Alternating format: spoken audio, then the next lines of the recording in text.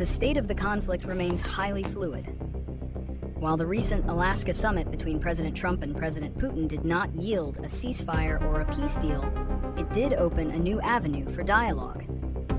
The lack of a tangible outcome has left many in Europe and Ukraine concerned about the future of a peace process, and European leaders have reaffirmed their support for Ukraine and their commitment to keeping sanctions on Russia. Key details emerging from the summit indicate that Putin conditioned a potential halt in fighting on Ukraine, ceding full control of the Donetsk and Luhansk regions.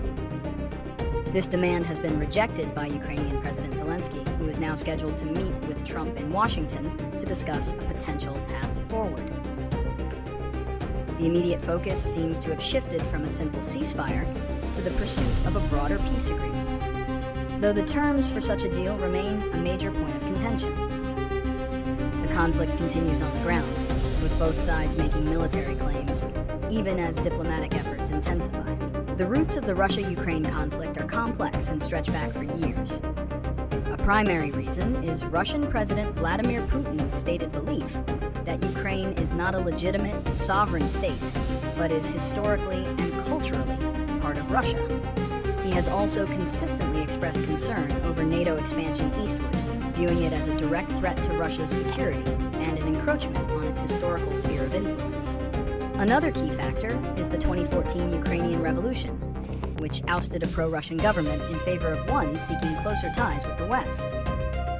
This event, known as the Revolution of Dignity, was seen by the Kremlin as a US-backed coup. In response, Russia annexed Crimea and began supporting separatist forces in Ukraine's eastern Donbas region, triggering a conflict that has been ongoing ever since.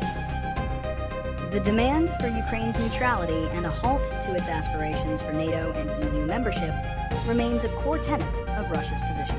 The ongoing conflict in Ukraine has created a severe humanitarian crisis, with millions of people displaced from their homes, both internally and as refugees in other countries. The war has resulted in widespread civilian casualties, destruction of critical infrastructure, and allegations of war crimes. Beyond the human cost, the conflict has had major geopolitical and economic consequences. It has disrupted global supply chains, particularly for food and energy, as both Russia and Ukraine are key exporters. This has contributed to rising inflation and food insecurity worldwide.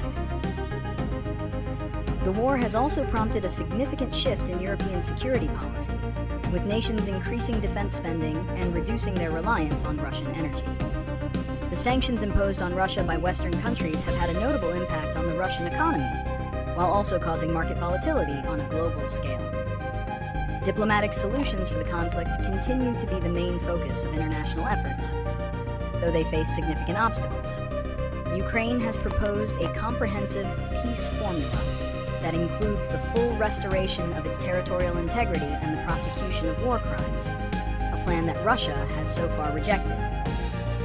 Russia, in turn, has demanded that Ukraine withdraw its troops from territories it has partially or fully occupied, give up on joining NATO, and remain neutral, terms Ukraine considers unacceptable and unconstitutional.